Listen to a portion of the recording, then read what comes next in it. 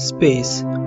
Ever since we know, humans always have a desire for space exploration and have wanted to know more about the universe. On April 12, 1961, Soviet cosmonaut Yuri Gagarin became the first human to orbit Earth in Vostok 1, taking one step further, the dream of seeing Earth and other planets from space. The hope for space tourism started in 2001 when an American billionaire entrepreneur, Dennis Tito, paid $20 million for an 8-day trip on board ISS. Since then, only 7 people have been able to fund their own expensive trip to the Earth's orbit. However, there are many who want to admire the incredible view of Earth from suborbital space.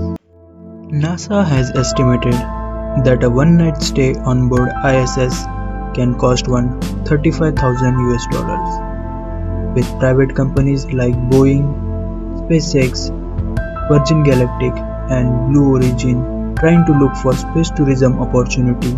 The hope is getting better. Blue Origin spacecraft New Shepard plans to shoot the passenger capsule 60 miles above the Earth's surface using a reusable rocket. Here, 6 passengers on board can experience zero gravity for a few minutes before landing by parachutes. The rocket will also land vertically on the landing pad and would be used for further journeys. Virgin Galactic is using Stratolaunch, in which a carrier plane carries the spacecraft 9 miles above the Earth's surface, from where the spaceship is detached and blasted off to reach suborbital space. The passengers could see stunning views of Earth and experience few minutes of weightlessness before a routine runway landing. The company has already sold 700 tickets which are pre-booked, each costing $250,000.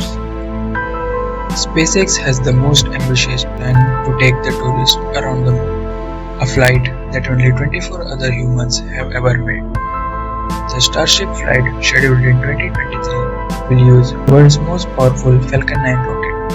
This journey around the moon will be the first ever since December 1972. It would last 5 days, in which the spacecraft will leave Earth's orbit, go around the lunar orbit, and land vertically back on Earth.